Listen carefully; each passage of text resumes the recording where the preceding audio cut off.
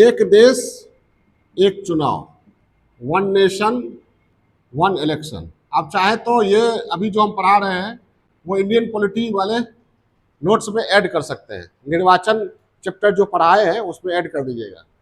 One nation one election ये बहुत दिनों से चर्चा का विषय बना हुआ है, कई सालों से, क्योंकि हमारे देश में ऐसा प्रतीत होता है कि सालों भर चुनाव होते रहते हैं। कभी राज्य विधानसभा के चुनाव, कभी लोकसभा के चुनाव, ठीक है, कभी नगर निकाय के चुनाव, कभी पंचायती राज के चुनाव।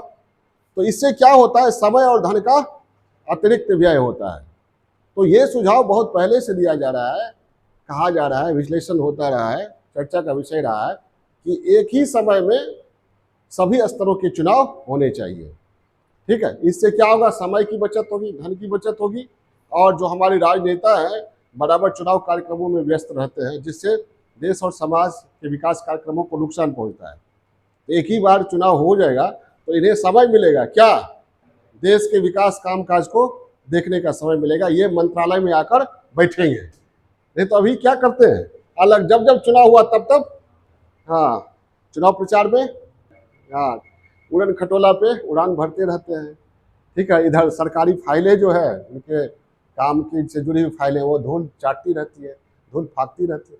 ठीक है, तो इसलिए सरकार द्वारा 2 सितंबर 2023 को इस मुद्दे पर एक समिति बनाई गई। कब, इंफॉर्मेशन लिखती है 2 सितंबर 2023 को एक उच्च स्तरीय समिति बनाई गई।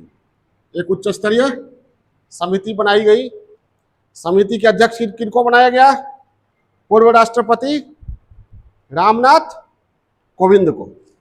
अध्यक्ष कौन बने, रामनाथ कोविंद, जो भारत के पूर्व राष्ट्रपति थे, बिहार के राज्यपाल भी रहे। ठीक है, और सदस्य कितने अध्यक्ष के साथ साथ कितने सदस्य हो गए, अध्यक्ष से ही देखा जाए तो 8 में एक अधीर रंजन चौधरी थे।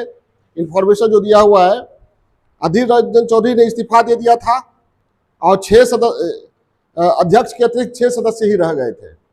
क्लियर है? ठीक है, अब इस समिति को सुझाव क्या देना था कि लोकसभा, विधानसभा, नगर निकाय, अर्बन बॉडीज या नगर निकाय समझिए ना, नगर पंचायत, नगर परिषद, नगर निगम, नगर निकाय और पंचायतों के चुनाव एक साथ कराए जाने से संबंधित, चलिए, तो एक साथ कराए जाने से के संबंध में इस समिति को सुझाव देना था, विचार विमर्श करके सलाह देना था।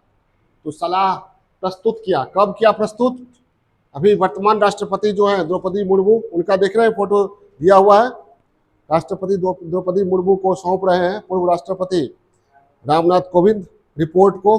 कब दिया गया है, 14 मार्च 2024 को रिपोर्ट प्रस्तुत किया है।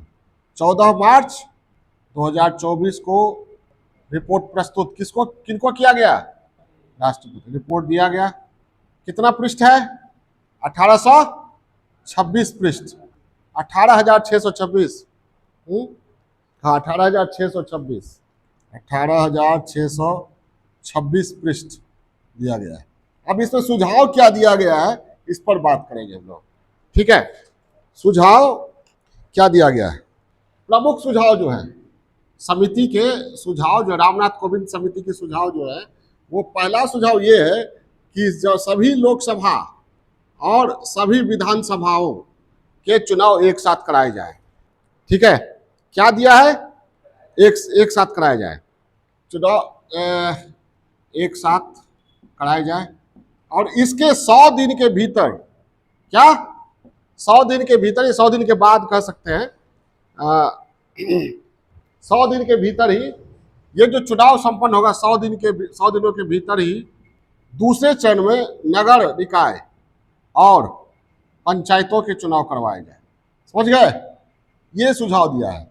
कितने चरण में, 2 चरणों में। पहले चरण में किसका, लोकसभा और विधानसभाओं का, दूसरे चरण में नगर निकाय पंचायत, ये कहा।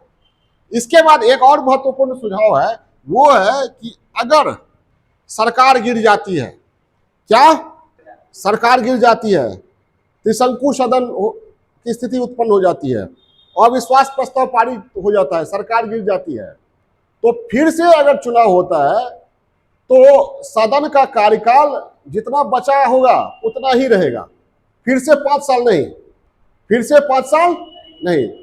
ठीक है, मान लीजिए 2018 में लोकसभा चुनाव होना है, ठीक है, और बीच में ही 1 साल के बाद अविश्वास प्रस्ताव पारित हो गया, सरकार गिर गई, तो फिर से चुनाव अगर होता है तो नए सदन का कार्यकाल कितना, 4 साल। अभी क्या है, फिर से चुनाव हुआ तो क्या था, 5 साल।